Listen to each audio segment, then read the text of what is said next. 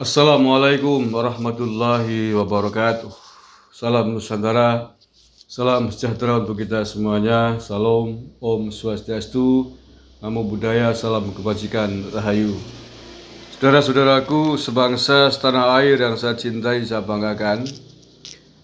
Kemarin saya bikin vlog video terkait dengan ocehan Dulkasan. Tahu ya Dulkasan? Haikal Hasan yang dalam sebuah ceramahnya mengatakan bahwa sekitar tahun 50-an akhir gitu ya, Bung Karno disebut sebagai tokoh yang suka memenjarakan ulama gitu. Masih ingat ya? Ia menjemput sejumlah tokoh penting, tokoh hebat, tokoh luar biasa pada saat itu, diantaranya Kahar Muzakkar. Dia sebut itu, dia puja-puja itu. Tetapi mengapa di penjara oleh Bung Karno gitu. Nah, persoalannya bahwa Dulkasan ini yang pertama seolah ingin menguburkan sejarah yang terjadi di bangsa ini. Sejarah yang amat penting mau diputar balik ya. Kahar Muzakkar adalah pimpinan pemberontak DITII di Sulawesi. Ia adalah pemimpinnya, sama dengan Kartosuwiryo di Jawa Barat, sama-sama DITII, hanya beda wilayah. Oleh karena itulah kemudian ditangkap, dihukum oleh negara, oleh Bung Karno ketika itu presidennya. Karena memang pemimpin pemberontakan. Nah, ini tidak disebutkan oleh Dulkasan, oleh Haikal Hasan. Kan kurang ajar. Pemberontak negara dipuja-puja, ditokohkan agar anak-anak hari ini yang dulu tidak tahu sejarah otaknya kebalik seperti Dulkasan itu, kan begitu maksudnya. Sehingga kemudian menyebut bahwa Bung Karno adalah tukang memenjarakan ulama dengan sombongnya. Silakan kalau bisa dibantah, silakan bantah kalau bisa. Ini utak mereng gue. Nah iya, negara memberontas negara melawan pemberontak, menghabisi pemberontak itu wajib hukumnya. Kalau dikatakan kriminalisasi ulama, sama persis dengan apa yang terjadi hari ini. Mulutnya Dulkasan CS itu orang-orang FPI-an, orang-orang ex-HTI-an mengatakan bahwa ini rezim zalim gitu kan. Rezim yang suka mengkriminalisasi ulama. Ya ulama yang seperti apa? Bukan mengkriminalisasi ulama, tapi menghukum ulama yang kriminal. Menghukum siapapun walaupun itu ulama, Habib sekalian, kalau melakukan tindak kriminal ya harus ditangkap dan dipenjarakan. Begitu. Konteksnya begitu, jangan dihilangkan. Mengapa, apa sebabnya, latar belakangnya. Gimana sih? Sama dengan dosen korupsi, menteri korupsi, tiba-tiba dibunyikan KPK tukang nanggapin menteri, tukang nanggapin anggota DPR, bupati, gubernur, wali kota. Tidak disebutkan mengapa ditangkap, mengapa di OTT tangkap tangan, kenapa diborgol, ya karena korupsi. Dul, wes sekolah nang dia, dul men, dul. Tua-tua kok bodohnya orang mari-mari. Nah, oleh karena itulah kemudian Dulkasan ini dilaporkan oleh relawan Pak Jokowi, sayapnya PDIP. Nah, usai dilaporkan itu, udah masuk laporannya, hari ini ada apa nih? Datang menemui para pelapornya, relawan PDIP, meminta maaf.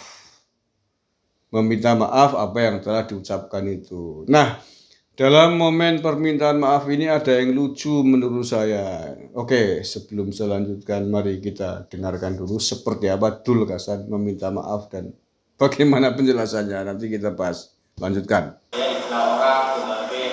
Orang yang suka motong-motong dan menyebarkan video-video juga harus menjadi perhatian kita. Artinya, kalau umpamanya saya dituduh seperti apa yang tertulis, memang itu yang saya ucapkan. Namun hanya sepotong dan tidak lengkap, sehingga kesalahan ini harus saya akui, harus saya sampaikan permohonan maaf baik kepada Bu Mega dan seluruh keluarga besar dan suku Debus bangsa Indonesia. Jadi jangan pernah menyepelekan atau ngatain atau menyela orang-orang yang berani mengakui kesalahan. Ya. Jadi gini Dul, jadi kamu memang bersalah, kurang ajar. Memframing Presiden Soekarno, Bapak Proklamator kita, sebagai orang yang tukang memenjarakan ulama. Kesalahannya ada pada statementmu itu. Walaupun dipotong tetapi tidak menghilangkan tuduhanmu. Tidak ada maksud yang terpotong. Memang kamu mengatakan demikian, bahkan menantang, silakan buktikan kalau bisa. Nah, kesalahanmu itu bukan karena potongan video. Paham ya? Kesalahan kamu, kenapa kamu dilaporkan ke PDIP, bukan karena potongan video yang membuat artinya berbeda. Karena walaupun itu potongan video dari sekian puluh menit ceramahmu, tapi yang kamu mengatakan demikian. Jadi memang potongan. Satu potong aja ada kesalahan begitu fatal, jangan kalau semua didengarin 30 menit misalkan, gue ngapa pusing mendengarkan ocehanmu. Nggak perlu semua keseluruhan. Kalau satu potong aja udah maksudnya jelas, ngapain? Ya kalimat satu makalah misalkan 3 lembar atau 10 lembar, tapi ada satu alinea yang melanggar hukum, ya alinea itu yang kita ambil. Sepanjang bahwa tidak memotong maksud, tidak memotong konteks. Begitu, sebagaimana kamu lakukan itu. Kalau kamu itu memotong konteks mengapa Bung Karno memenjarakan sejumlah tokoh ketika itu, karena memberontak kepada negara. Lah itu yang tidak kamu jelaskan. Kamu yang jadi masalah itu. Semua orang tahu bahwa itu adalah video potongan. Dipotong sedikit aja udah ada pelanggarannya, jangankan tidak dipotong, mungkin pelanggarannya lebih banyak lagi, numpuk-numpuk.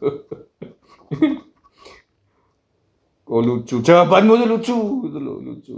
Sama kayak kemarin Edi Mulyadi dilaporkan polisi, ditangkap, ditahan. Kan dari 1 jam video durasi yang ada, tetapi kemudian ada potongan penggalan-penggalan kalimat yang memang memenuhi syarat dia melakukan pelanggaran, penghinaan, ujaran kebencian, membuat onar, ya itu yang diambil itu saja. Ngapain lu semuanya habisin kuota? Sorry teman, gitu maksudnya. Kecuali potongannya kemudian menghilangkan konteks, maksud, arti yang utuh, lah itu baru masalah. Paham Dul? Contoh potongan yang menghilangkan maksud arti yang sebenarnya. Misalkan di Al-Quran ada ayat yang berbunyi begini, A'udzubillahi minasyaitonirrajim, Bismillahirrahmanirrahim, fawailul lil musallin alladzina hum an sholatihim sahun, dan seterusnya. Celakalah bagi orang-orang yang sholat, yakni orang yang lalai di dalam menjalankan sholatnya. Kemudian dipotong, fawailul lil musallin, titik, lanjutannya tidak disertakan, sehingga menjadi celakalah orang-orang yang sholat. Kemudian di framing, oh ini orang penodaan agama karena mengatakan bahwa orang yang sholat itu celaka. Lah itu baru pemotongan, memotong video, memotong kalimat yang dimaksudkan jahat, memfitnah, karena masih ada sambungan yang satu rangkaian dengan kalimat itu yang tidak disertakan. Oke lah ya, itu permintaan maaf Haikal Hasan. Dan nampaknya pelapor, yakni relawan PDIP ini menerima permintaan maafnya Haikal Hasan, yang kemudian langsung mencabut laporannya ke Barreskrim Polri. Jadi mereka melaporkan ke Barreskrim setelah Haikal Hasan meminta maaf, datang ke kantornya, kemudian laporan itu dicabut. Menurut saya sih ya itu sih hak wewenangnya yang punya laporan ya, kewenangan pelapor. Cabut atau dilanjutkan silakan. Tapi menurut saya kalau untuk orang-orang yang sudah sekian kali melakukan pelanggaran serupa terkait kepentingan bangsa dan negara, menurut saya tidak baik budaya memaafkan.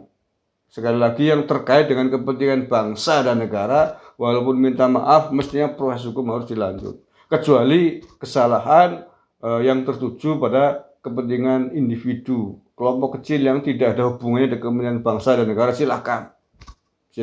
silakan dicabut kembali laporan, nggak masalah. Misalkan menghina-hina seseorang, menuduh seseorang melakukan yang tidak baik, atau memfitnah yang tidak ada urusannya dengan kepentingan bangsa dan negara, silakan saja. Tapi kalau menghina presiden, menghina dasar negara, menghina ini rezim, toha-tohu, dolam dolim, kafir kafir, terkait dengan kewibawaan bangsa dan negara, kepentingan publik, menurut saya silakan minta maaf, dimaafkan, tapi proses hukum harus dilanjut. Demi apa? Demi kewibawaan bangsa dan negara yang kita cintai ini. Terima kasih, kurang lebihnya mohon maaf. Wallahul muwaffiq ila aqwamit thoriq. Assalamualaikum warahmatullahi wabarakatuh. NKRI harga mati.